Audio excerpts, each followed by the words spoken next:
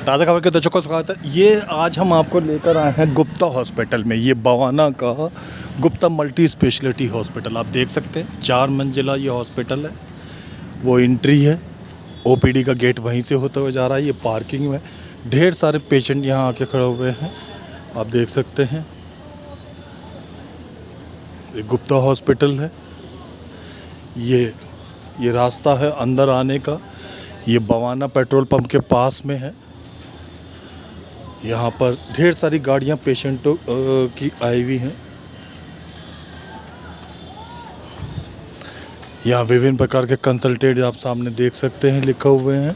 Cardiology मौजूद है, ortho मौजूद है, गायनी और ओबीस मौजूद है, पीडियाट्रिक मौजूद है। विभिन्न प्रकार के विभिन्न डॉक्टर्स यहाँ पर अवेलेबल है। ये गुप्ता मल्टी स्पेशलिटी हॉस्पिटल है जो पिछले 30-40 साल से यहाँ पे काम कर रहा है। दर्शकों का स्वागत है। हम इस समय देश की राजधानी दिल्ली में बैठे हुए हैं। मैं आपको बता दूं कि पिछले 10-15 साल से लगभग देश की राजधानी दिल्ली मेडिकल हब में बदल चुका है। अरब कंट्री से, यूरोप से, अफ्रीकन कंट्री से, जगह जगह से पेशेंट्स लोग यहाँ पर, मरीज लोग यहाँ पर आते हैं सस्ता और बेहतर इलाज के लिए। अन्य जगहों में, अमेरिका, लंदन में इलाज बहुत महंगा है, भारत में इस वजह से बहुत ज्यादा आने लगे हैं। अब इलाज की बात चल रही है तो मैं आपको बता दूं, अलग अलग इलाकों के अंदर, रोहिणी के अंदर, द्वारका के अंदर, अलग अलग गांव के में हर जगह पे एक प्रमुख हॉस्पिटल होता है जो आसपास के लगभग आप मानिए 50 किलोमीटर, 40 किलोमीटर, 20 किलोमीटर के दायरे में सबसे मशहूर होता है। मैं 10 किलोमीटर का दायरा लेता हूँ।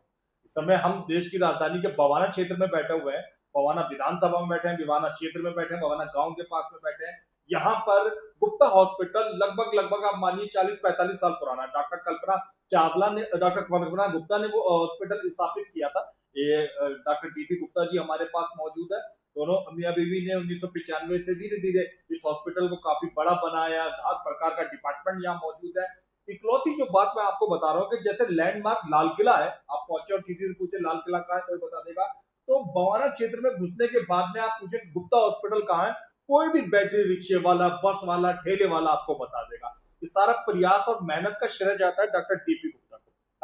डॉक्टर डीपी गुप्ता साहब, बहुत बहुत स्वागत है आपका। मैं चाहूंगा आपके अपने बारे में बताएं। ताजा अखबार की ताजा न्यूज के दर्शकों को नमस्कार करता हूँ।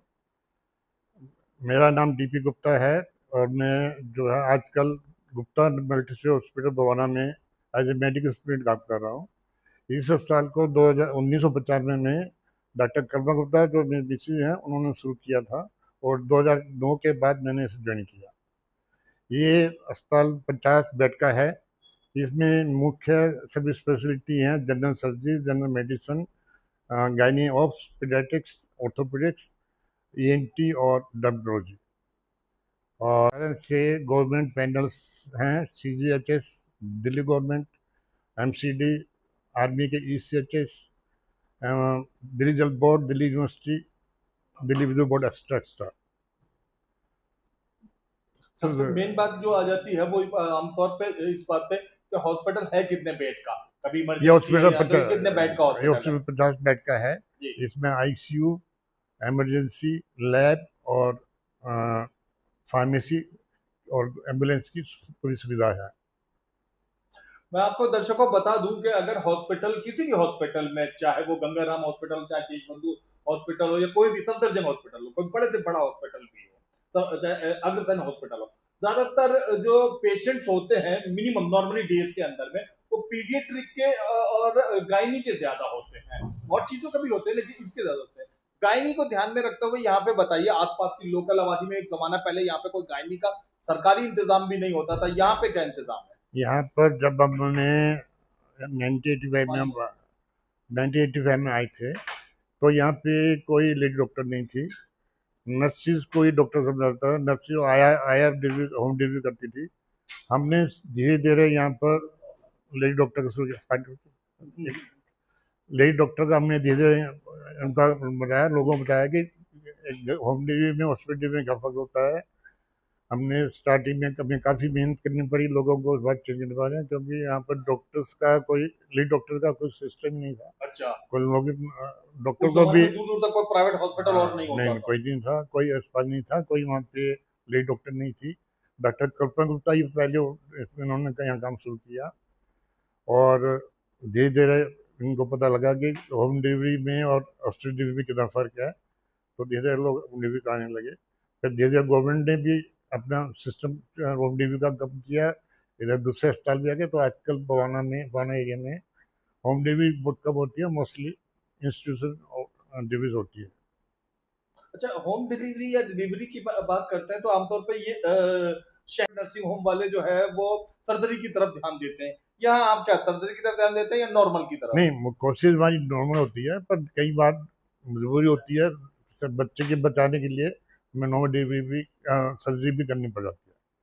पर ज़बरदस्ती कोई नहीं कहता। आजकल पेशेंट की सेफ्टी, बच्चे की सेफ्टी के लिए और पेशेंट की सेफ्टी के लिए अगर ज़रूरत होता है तो सर्जरी की जाती है। बहुत बढ़िया। डॉक्टर साहब, यहाँ जिस क्षेत्र के अंदर हम मौजूद हैं, अन्य साउथ दिल्ली इलाके के मुकाबले थोड़ी मिडिल क्लास फैमिलीज ज्यादा शुरू से रहती आई जी हैं। अब तो जी खैर जी थोड़ा बढ़ गया है लोगों का जी दर्जा, जी लेकिन जी। शुरू से बात करें तो फीस को, गायनी की फीस को ध्यान में रखते हुए आपने क्या शर्तें तय करी? यहाँ पे स्टार्टिंग जब आए तो लोग डॉक्टर से मेडिकल डिलीवरी, हमने पहली डिलीवरी तो अपने की थी, फर्स्ट डिलीवरी 500 रुपये मिले थे, जो कि डॉक्टर की डिलीवरी थी उसमें सिर्फ 5 रुपये हमने ले दे दिया। उनका थोड़ा लोगों को लगा कि इतना इससे काम नहीं चलता है, तो पेशेंट थोड़ा फीस पेमेंट कर देता है। सीटी के मामले अभी बहुत कम है, लेकिन गायनी के बाद जो दूसरा सबसे महत्वपूर्ण डिपार्टमेंट होता है वो होता है पीडियाट्रिक, बच्चों का डॉक्टर। तकरीबन गली मोहल्ले वगैरह में ज्यादातर महिलाएं, पिता जो है वो सबसे पहले किसी क्लिनिक से अगर उनका वास्ता पड़ता है तो बच्चों को लेकर पड़ता है। पीडियाट्रिक का आपने क्या अरेंज करा? हमने तो सुना कि आप बड़े मशहूर पीडियाट्रिक है इस इलाके में, छोड़िए, हमें तो पता चला कि कंजावला और उसके आसपास तक के बच्चे की माएँ आपके पास आते हैं। बच्चे आते हैं, बच्चों के नर्सरी केयर के लिए नर्सरी है हमारे पास है, अच्छा अच्छा। और कोई इमरजेंसी ट्रीटमेंट करते हैं। अगर बहुत ज़्यादा कोई बच्चा सीरियस हो उसको हम यहाँ अभी इतनी फैसिलिटी नहीं दे पाते हैं। अच्छा, अगर बहुत ज़्यादा सीरियस है तो उनको रेफर कर देते हैं, पर नॉर्मल डिलीवरी और जो नॉर्मल कॉम्प्लिकेशन है बच्चों की डिलीवरी टाइम पे, उनको हम यहाँ संभालने की कोशिश करते हैं। बच्चों के डॉक्टर भैया की बात करें हम 1 महीने से लेकर 14 साल तक के बच्चों का, तो यहाँ हाँ पर बिल्कुल, प्रॉपर न्यू बॉर्न का एक साल में जी। न्यू बॉर्न का भी इलाज करते हैं। लेकिन कुछ ज़्यादा बहुत ही सीरियस कई बार बच्चे हो जाते हैं, तो उनको हम किसी अच्छे नर्सरी में जहाँ होता है भेजते हैं। अच्छा अच्छा, बहुत बढ़िया। डॉक्टर साहब, दूसरा मसला बैठता है इमरजेंसी की अगर बात करें तो सर्जरी का। सर्जरी का इस डॉक्टर हॉस्पिटल ने क्या इंतजाम कर रखा है? सर्जरी हमारे पास एक मॉड्यूलर ओटी है, जहाँ पर सभी सुविधा उपलब्ध है, और हमारे पास जनरल सर्जरी के और गायनी की सर्जरी होती रहती है। वही वर्क करते हैं सर्जन, हमारा एक सर्जन क्वालिफाइड सर्जन है, उनसे हम करवाते हैं, तो जब जो वो आ जाते हैं वो कर देते हैं।